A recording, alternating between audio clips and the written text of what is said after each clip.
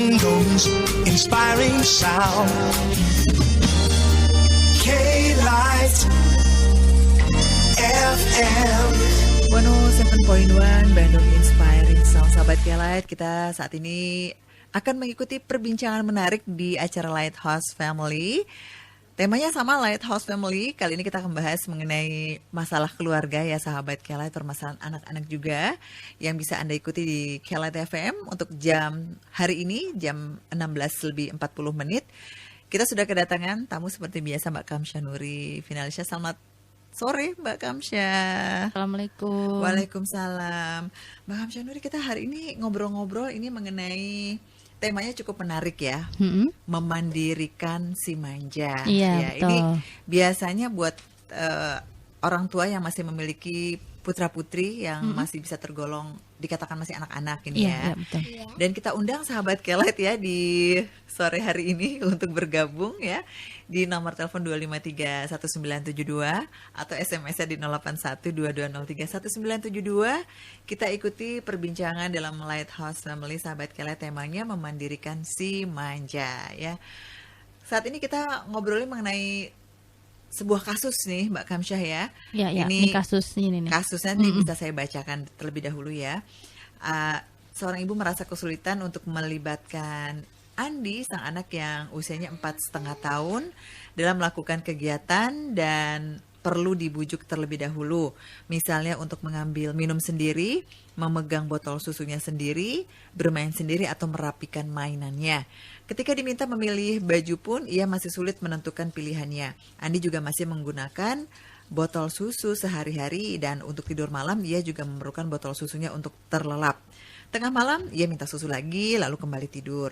Malam hari saat bepergian jauh dia masih menggunakan Pampers. Untuk usia 4,5 tahun lumayan nih Mbak Kamsyah ya kasus seperti ini ya.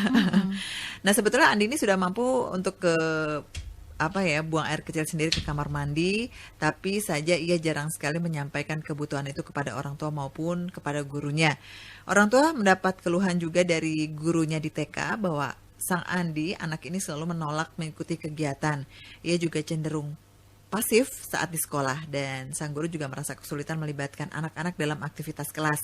Saat bekal makanan pun ia masih perlu disuapi dan tidak akan memakannya jika tidak disuapi. Nah, situasi di atas memang tidak jarang merepotkan orang tua. Sebagian merasa perlu memarahi anaknya, sebagian memutuskan untuk tetap mengikuti perilaku anaknya untuk menghindari pertengkaran. Nah, sore hari ini kita akan mendiskusikan sahabat K-Light langkah-langkah seperti apa untuk memandirikan anak. Bersama Mbak Kamsa, silakan dari childrencafe.com ya. Gimana Mbak Kamsa dengan adanya tadi ada kasus seperti ini gitu ya? Apakah memang wajar anak ini berperilaku tidak mandiri seperti halnya Andi yang berusia 4,5 tahun ini? Ya, nah kan tentunya kita kadang senang banget gitu ya kalau misalnya ada anak, terus apalagi kalau dia memang mungkin agak lama, lalu sesuai dengan misalnya ya sesuai dengan keinginan kita, misalnya jadi anak yang ya cantik atau anak yang ganteng dan segala macamnya itu ya, dan akhirnya kita ya tadi cenderung ya sangat memenuhi kebutuhannya. Nah, sekarang sampai usia berapakah sebetulnya anak perlu terus didukung atau perlu terus dibantu?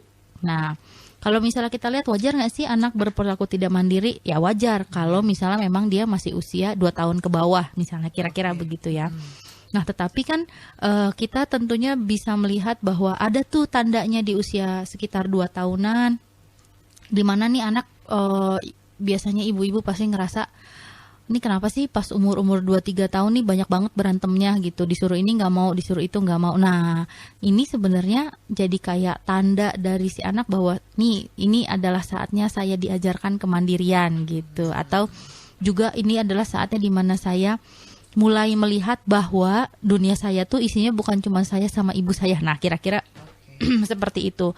Nah, itu ditandai dengan anak sudah mulai ingin melakukan banyak hal sendiri, anak berupaya untuk karena dia juga udah enak nih jalan kan, biasanya umur 2 tahun udah bisa explore. Nah, di sini sebetulnya adalah masa di mana kita mulai mengajarkan atau mengembangkan kemandirian pada anak.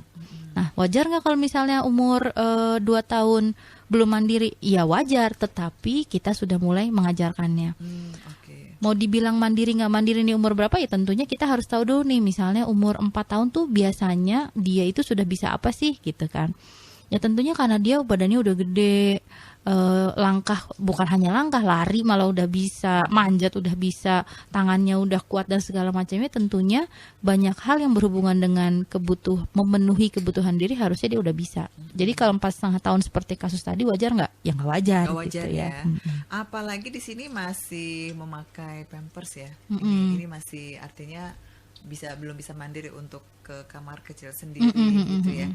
Nah ini sebenarnya peran orang tua di sini. Tapi sebelum kita ngomongin peran orang tua nih ya Mbak Kamsyah ya, kita undang dulu sahabat Kelight untuk Oke. bergabung sekali lagi. Sahabat Kelight, Anda bisa bergabung di perbincangan kita dalam Lighthouse Family. Anda bisa telepon ke 2531972 atau SMS-nya di 0812203197 bersama psikolog kita dari childrencafe.com Mbak Kamsyah ya. Oke, untuk tema hari ini memandirikan si manja. Nah, untuk berikutnya pertanyaan ini Mbak Kamsyah, apa sih cirinya anak ini bisa dibilang tidak mandiri atau manja? Ini ciri-ciri yang lebih gampang atau lebih mudah dilihatnya seperti apa? Oke. Nah, kalau tadi ya mungkin pertama sih kita bisa lihat dia itu disesuaikan dengan, dilihat dari umurnya gitu ya, dia sebenarnya sudah melakukan yang sesuai dengan umurnya atau belum. Jadi misalnya tadi ya, misalnya umur sekitar 2 tahun kan udah bisa jalan sendiri, terus udah paling tidak dia udah bisa pegang gelas minumnya sendiri. Nah gitu ya, kalau misalnya dia masih sering merengek untuk dipegangin botol susu, ya tentunya itu jadinya tidak manja. Nah tetapi ada hal-hal yang bisa dilihat kalau anak ini misalnya sering sekali untuk menolak permintaan orang tuanya. Misalnya ayo dek sekarang misalnya habis main kita beres, kalau ini umur batita kali ya, balita, habis main kita beres-beres dulu yuk, misalnya nggak mau gitu. Terus kalau misalnya ada temennya, ayo kita main bareng ya gitu, sudah gitu dipinjam sama temennya, wah nggak bisa nih, mau bergiliran susah sekali misalnya untuk yang balita. Terus udah gitu maunya ya tadi ya, misalnya maunya dilayani nih semuanya. Kalau misalnya nggak dilayani, dia langsung bad mood dan ya misalnya sering sekali susah untuk dibujuk lagi. Terus ya sepertinya inilah ya, maksudnya dia seperti raja banget gitu, atau jadi ratu banget. Nah itu bisa kita sudah mulai bisa melihat, oh ini kayaknya anak nih Harus ada warning ya, agak-agak orang tua nih ya. agak-agak manja. Mungkin sih lucu kalau umurnya masih 2, 3, 4 sih sebenarnya udah nggak lucu karena badannya udah gede ya. Kalau 2, 3 tahun mungkin masih agak lucu, tetapi nanti kalau ini tidak tidak kita sadari gitu dengan perubahan perilaku dari orang tuanya, ya nantinya jadi ya itu tadi, jadi lebih repot ketika dia harus mulai, kan 4 tahunan itu biasanya sudah prasekolah ya. Ketika dia harus ketemu sama orang lain, ketika dia harus mulai mengikuti aturan yang ada di luar, bukan hanya dirinya saja yang harus diikuti, nah itu akan jadi susah untuk adaptasinya buat si anak, begitu. Oke. Ini dari usia balita sebenarnya ini sudah bisa dilihat gelagat ya, atau sikap dari si anak tersebut, dia punya ciri-ciri manja atau tidak mandiri tadi ini. Sebenarnya apa penyebab anak menjadi tidak mandiri ini? Ini pasti ada sebabnya ya, Mbak? Iya, nah itu dia. Ketika ketika anak lahir gitu ya, tentunya kan memang dia sungguh tak berdaya gitu ya, karena ya tadi dengan situasinya yang dan segala macam kebayi-bayiannya itu. Nah, tetapi memang orang tua perlu tahu nih bahwa ternyata kan memang di usia-usia 2-3 tahun tuh dia harusnya udah bisa eksplorasi, sudah mulai sudah mulai bisa belajar banyak hal untuk memenuhi kebutuhannya sendiri misalnya, dan sudah mulai juga tidak terlalu bergantung sama ibunya gitu ya. Jadi udah mulai tenang lah buat jalan-jalan lah, buat bermain di agak jauh-jauh lah gitu dari ibunya.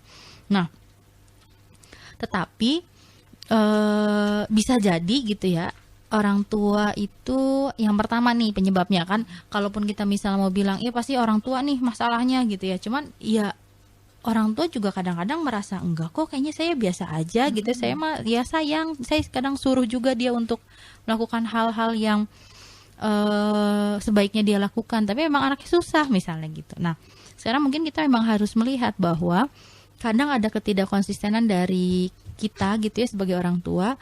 Kadang kita menuntut anak untuk bertingkah laku baik atau bertingkah laku sesuai umurnya, tetapi kadang karena kita merasa bersalah, karena misalnya menghabiskan terlalu banyak waktu di luar, misalnya nih minggu ini lagi banyak rapat nih gitu, misalnya kita banyak rapat, sehingga akhirnya ketika pulang ke rumah anak tuh boleh misalnya dikasih coklat yang padahal harusnya misalnya hari biasa itu tidak boleh makan coklat gitu.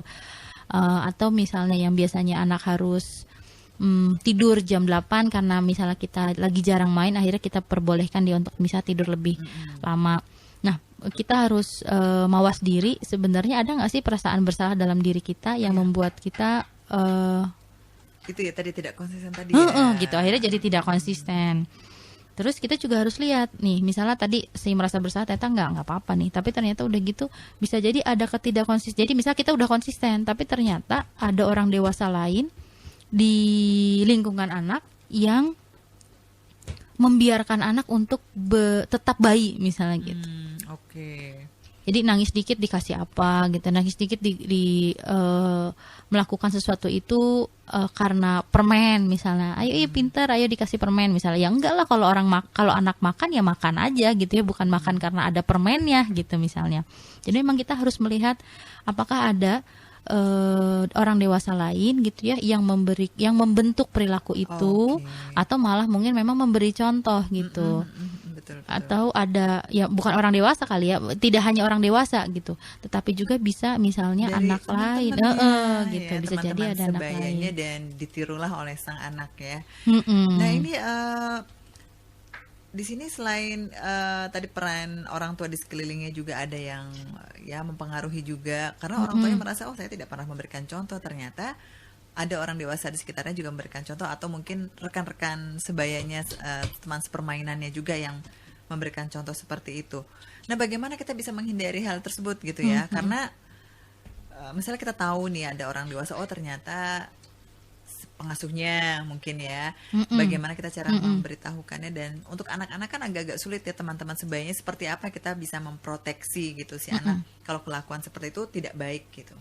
Ya, nah jadi memang tadi misalnya kita sudah menemukan nih masalahnya sebelah mana, apakah tadi sebenarnya memang kita aja yang nggak mau sendiri gitu, bahwa kita tuh sebetulnya karena ada perasaan bersalah, akhirnya nih anak mau bertingkah laku seperti apa gitu, akhirnya sama kita dicincai lah ya.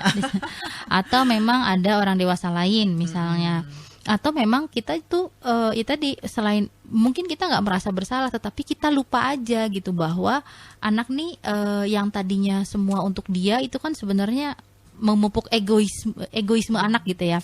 Nah, tetapi sebenarnya ketika itu tadi ada masanya di usia 2-3 tahun itu mereka mulai lepas dari orang tuanya, ya mulailah kita harusnya mulai mengajarkan yang namanya peduli sama orang lain, bahwa di dunia ini bukan hanya diri saya aja yang ada misalnya kayak gitu ya. Jadi kemanjaan itu kita kita ganti gitu ya, kita kembangkan menjadi kemandirian. Nah, mungkin kita lupa juga mengajarkan hal tersebut. Nah, kalau misalnya kita udah tahu nih masalahnya di sebelah mana, sebetulnya ya kuncinya memang cuma satu. Kuncinya itu adalah di pengasuhan yang penuh kasih sayang, tetapi diiringi juga dengan tuntutan yang tinggi buat si anaknya gitu. Gimana sih maksudnya gitu ya, pengasuhan yang penuh kasih sayang? Ya maksudnya ya memang yang namanya anak itu mau kita tuntut melakukan yang bagus-bagus misalnya ya. Ada ayo sekarang kalau setiap habis mandi misalnya, yang agak susah tuh misalnya ke kamar mandi sendiri. Iya dong, harus udah mulai, misalnya umurnya sekitar 4 tahunan. Kita mau mulai nih ngajarin untuk ke kamar mandi sendiri. Ya buat anak kan tentunya ini suatu hal yang baru, yang menurut dia susah, orang baknya juga tinggi, ini banyak banget gitu jadinya tantangan buat dia. Tetapi ketika kita menunjukkan bahwa kita tuh sayang sama dia, bahwa kita tuh asik buat dia, sehingga dia juga mau nolak permintaan kita, kan jadi oh iya juga ya gitu, nggak kayaknya nggak apa-apa nih, harus diikuti gitu. Jadi memang ada rasa nggak enaknya itu gitu, karena memang ternyata penerapan disiplin gitu ya atau tuntutan buat anak itu dasarnya adalah itu tadi, hubungan yang baik atau kasih sayang dari orang tua yang sesuai dengan kebutuhan anak gitu. Nah itu sebenarnya landasannya tuh itu gitu. Oke, jadi boleh kita kasih sayang, memberikan kasih sayang penuh gitu kepada mereka. Tapi ya itu ada Malah perlu, iya. perlu ya, tapi juga ada harus tuntutan juga dari mereka. Jadi ada timbal baliknya gitulah dari si Iya. anak juga gitu ya. Oh ini, gini Mbak, waktu itu pernah ada yang nanya nih minggu-minggu inilah, ibu-ibu gitu ya, kita lagi ngobrol nih antara ibu-ibu, kan ada nih Bu ya hadisnya gitu, 7 tahun pertama itu adalah masa di mana anak diperlakukan sebagai raja. Oh. Pernah dengar kan ya hadis yang begitu ya. Lalu 7 tahun berikutnya perlakukan dia sebagai budak, dan 7 tahun berikutnya, jadi berarti 0 sampai 7, 7 sampai 14, 14 sampai 21. 7 tahun yang ketiga adalah perlakukan dia sebagai menteri atau apa sih ya? Oh ya, sebagai menteri gitu kalau nggak salah kata-katanya gitulah. Nah, waktu itu bahasannya karena anak si ibu ini anaknya masih batita, bertanya, iya sebenarnya gimana ya gitu caranya menjadi raja tuh, apakah berarti semuanya gitu Dituruti gitu ya. Nah akhirnya itu tadi, maksudnya sebagai raja itu tadi untuk menunjukkan bahwa ini anak memang adalah seseorang yang istimewa, yang memang dia tuh butuh banget perhatian dari kita. Tetapi perlu diingat bahwa itu bukan yang harus langsung ya udah jadi raja semuanya diikutin, ya enggak juga, nanti kita jadi repot dong kan. Anak mau adaptasinya susah dong nanti, bisa dari raja jadi, maksudnya tadi kalau sesuai dengan hadis itu. Tapi kan memang seharusnya di usia itu di mana dia sudah mulai berpikir, ya kita mulai kasih namanya batasan-batasan gitu. Karena ternyata kuncinya adalah ketika anak merasa kita sangat sayang sama dia, ketika kita mulai meminta permintaan sama dia, adek ayo sekarang abis mandi anduknya taruh di tempatnya, adek baju kotor taruh di tempatnya ya misal, atau kalau habis minum simpan lagi di meja misalnya gitu, minumnya tolong misalnya sambil duduk misalnya. Pokoknya semua permintaan kita akhirnya akan lebih mudah untuk dia terima ketika kita memang benar-benar menunjukkan bahwa kamu teh berharga buat saya. Nah kira-kira kalau saya tuh ya memahaminya itu seperti itu gitu. Baik. Jadi artinya sini raja bukan kita memperlakukan dia benar-benar sebagai seorang raja gitu ya, tapi memberikan kasih sayang kita kepada sang anak lebih, tapi memang tetap ada tuntutan disiplinnya tetap ada. Baik. Ya. Oke, kita kembali undang sahabat Kelet ya di sore hari ini yang ingin bergabung. Ini ada dari sahabat saya, dari sahabat Anissa di Sukamenak Indah. Apa kabar Mbak Anissa ya? Selamat sore Mbak Erin, selamat sore juga untuk Mbak Kamsyah. Saya mau bertanya tentang anak yang pemalu ya. Keponakan saya sudah 14 tahun tapi pemalu banget. Bahkan kalau disuruh ke warung juga nggak mau dengan alasan malu bicaranya. Waduh, malu sama yang jaga warungnya mau ngomong apa gitu, malu ya. Iya. Ini bisa langsung dibahas ya. Oh Mbak. iya, Silakan. boleh nih ya. Ini perasaan kita pernah juga ya ngebahas tentang pemalu nih. Mungkin bukan sama saya ya. Oh iya betul. Waktu itu ini pernah dibahas, cuman memang waktu ya. itu kita bahasnya memang usia SD. Nah ini dari Mbak Anissa nih, makasih pertanyaannya untuk yang remaja ya. Nah ini memang sebetulnya dari usia 8 tahunan gitu, apalagi kalau anaknya perempuan itu sudah mulai muncul yang namanya mawas diri gitu, maksudnya yang gue udah kelihatan keren belum ya gitu ya, aduh gue nanti dilihat apa nih sama orang lain. Nah itu udah dari sananya udah ada nih muncul di usia segitu.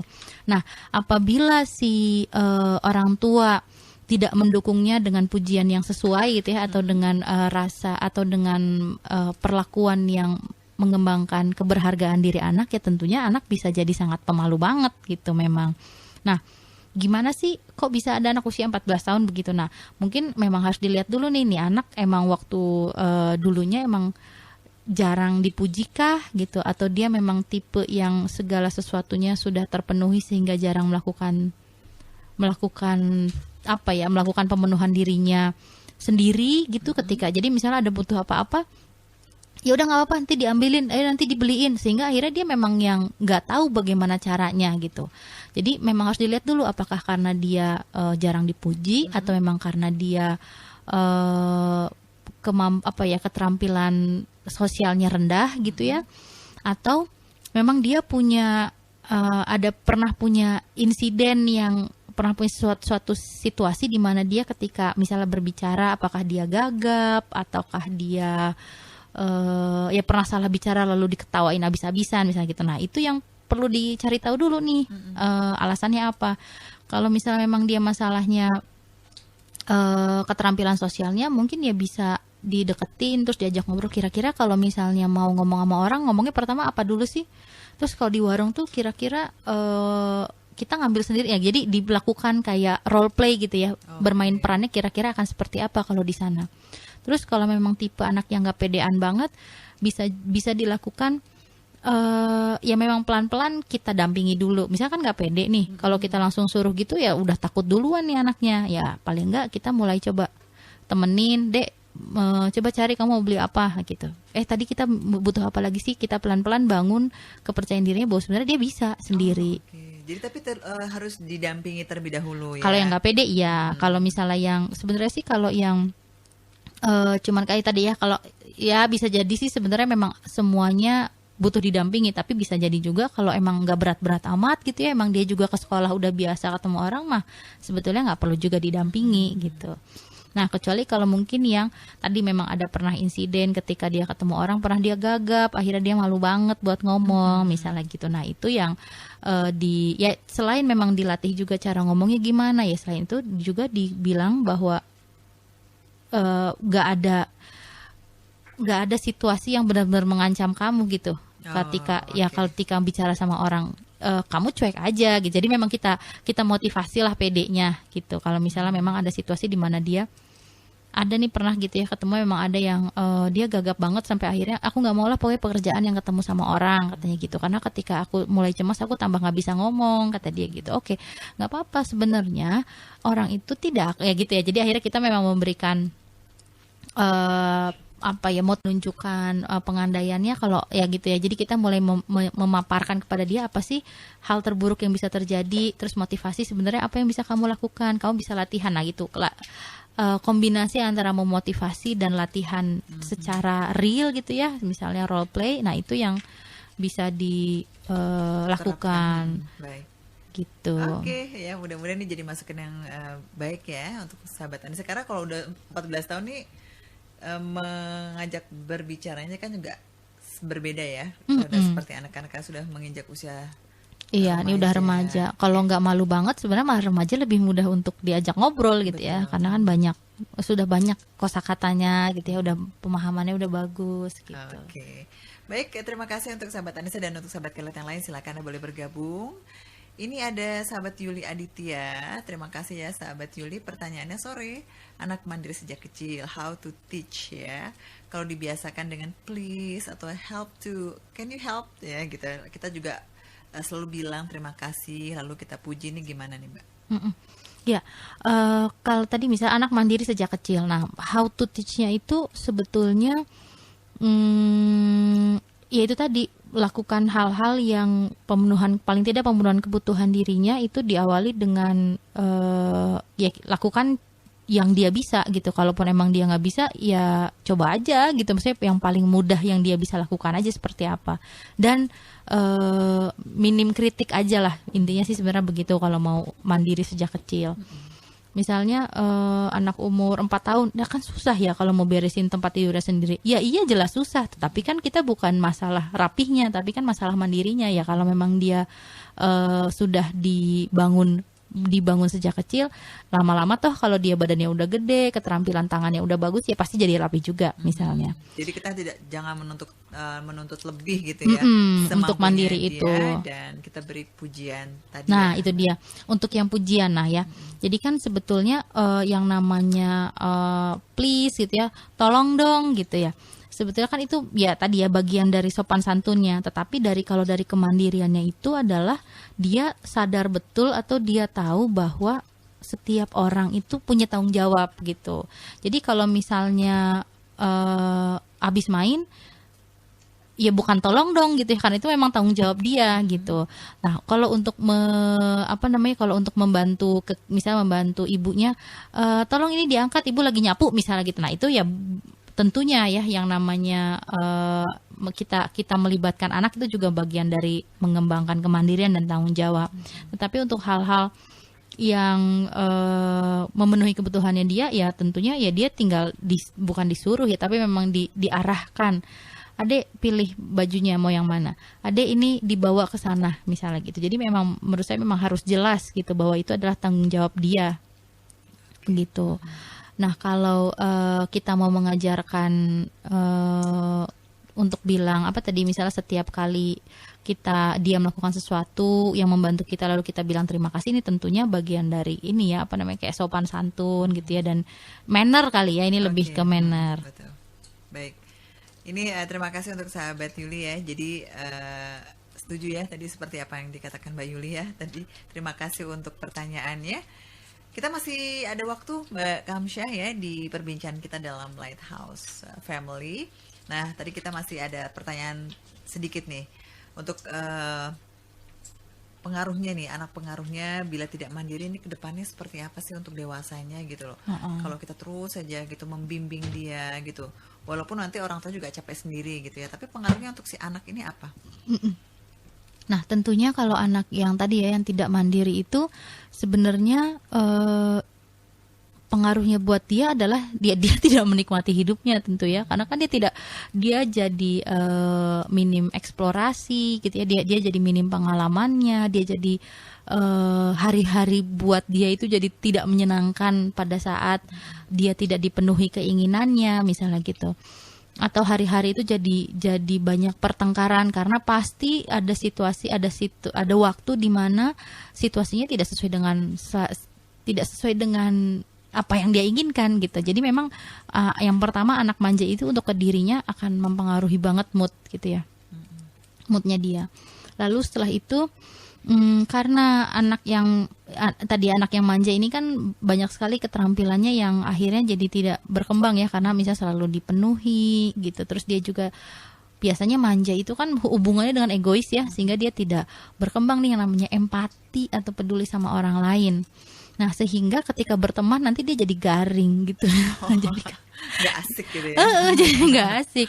Nah, jadi akhirnya beberapa anak akan lemah keterampilan sosialnya, sehingga dia nanti akan ditolak gitu sama teman-temannya. Di lingkungan sosial dia juga gitu ya. Baik, ini pertanyaan kembali ya sahabat Anissa tadi ya, dia menanyakan kalau ternyata keponakannya tadi itu badannya gendut sekali ya, apa karena gendutnya itu sehingga dia tidak percaya diri?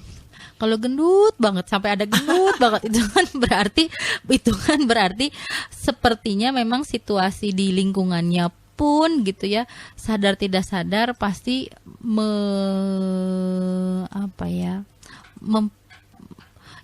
menunjukkan bahwa memang dia tuh beda lah dari remaja yang lainnya. Nah, terus ngomong-ngomong remaja itu tadi ya, kemawas diriannya kan udah berkembang. Jadi penampilan gue gimana nih, bulu mata gue lentik apa enggak ya gitu ya. Bibir gue nih kalau merah kayaknya lebih bagus misalnya gitu. Nah, plus di TV itu kan gitu ya gambarnya ya. Nah, kan menampilkan sosok yang jadi memang ini masa-masa di mana anak itu ya tadi ya dengan kemampuan menilainya yang sudah baik, tetapi juga dengan kegalauan dia untuk tampil untuk diakui, ya tentunya ini jadi sensitif banget nih masalah si gendut ini. Jadi saya pikir ada ininya juga gitu, ada pengaruhnya juga. Ya bisa jadi nggak percaya diri, ya bisa banget dong jadi nggak percaya diri, karena tentunya pada situasi sosial apalagi di mana situasinya itu sangat mengutamakan penampilan misalnya ya, pasti akan dia ya bukan sadar nggak sadar, dia malah sadar banget bahwa dia memang lebih nggak enak, misalnya lebih merasa tidak enak untuk berada di tempat sosial daripada misalnya dia sendirian di kamar misalnya gitu. Itu bisa jadi Anda juga sensitif lah, dilihat-lihat nih anaknya emang lebih sering main di rumah kah, atau emang dia agak-agak senang juga nih main gitu. Nah, itu juga harus dilihat. Kalau menurut saya sih, kalau misalnya memang dibilang badannya gendut banget, ya menurut saya sebaiknya memang kurangi penilaian-penilaian yang bentuknya fisik, dan tambah kemampuan dia, misalnya dia sukanya apa nih, gambar. Nah, itu tuh dinaikin. Jadi memang kita berarti kan akhirnya ini kepede gitu ya. Berarti memang bikin dia tidak terlalu fokus sama penampilan, tetapi dia tahu bahwa ada prestasi yang ya prestasi itu tidak hanya berhubungan dengan penampilan gitu ya. Misalnya yang slim atau yang ya yang gitulah, yang kayak gitu-gitu banget, misalnya dijauhkan dari sana, dan itu akan sangat ampuh. Baik. Gitu. Walaupun memang saran saya sih kalau misalnya emang dibilang di sini kan dibilangnya gendut banget ya sampai banyak gitu U-nya. Nah, itu berarti memang sebaiknya dia juga dibikin sadar untuk hidup sehat gitu. Bisa jadi ini mungkin karena bawaan pola makan dari kecil gitu ya kan. Kalau mungkin waktu kecil tuh lucu tuh kalau anak makan banyak, minum susu, makan coklat, wah itu lucu waktu kecil. Tapi kan efeknya pas udah gede jadinya kurang bagus di proporsi tubuh misalnya ya.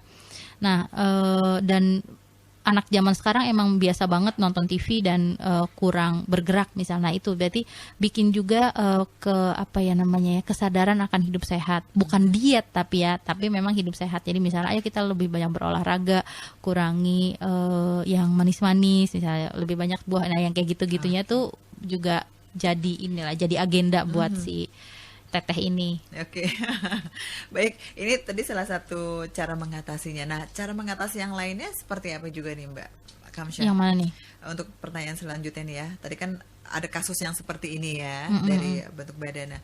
Untuk mengatasi masalah anak yang tidak mandiri atau manja, ya, ini ada langkah-langkah lain juga. Oh iya, jadi kan tadi sebetulnya langkah utamanya itu adalah memang di pengasuhan ya, yang secara umum lah ya, pokoknya yang jawaban paling ampuh tentunya adalah pengasuhan yang penuh kasih sayang, tetapi diikuti dengan tuntutan yang tinggi juga.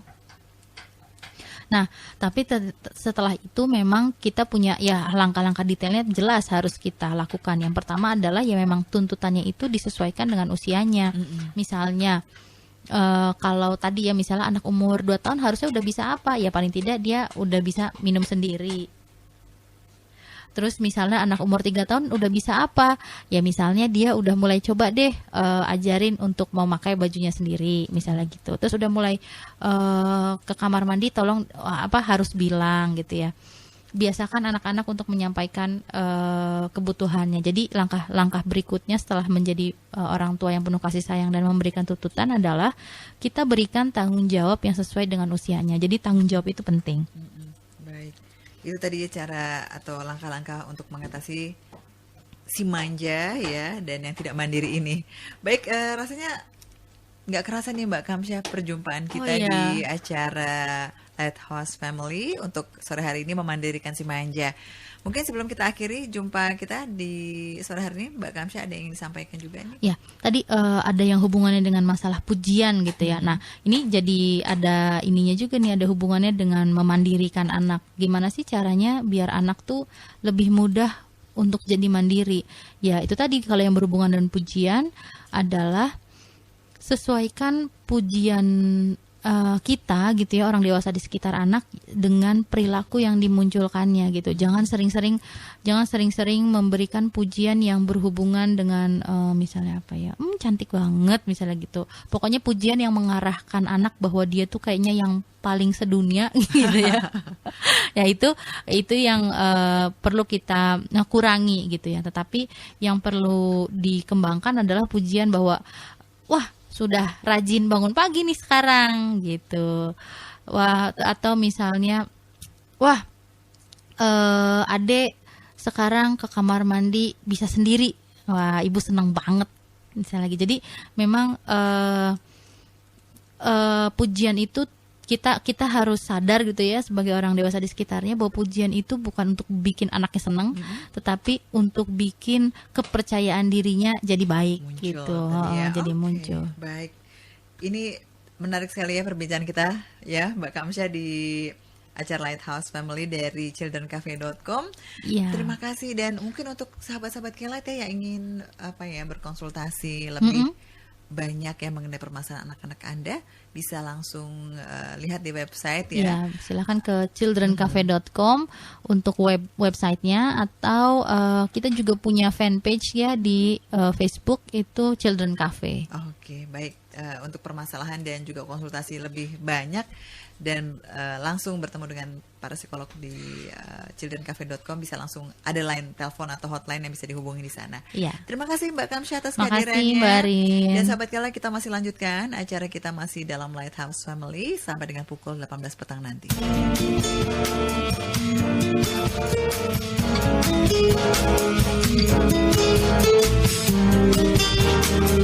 Van Gogh's inspiring sound. K-Light FM.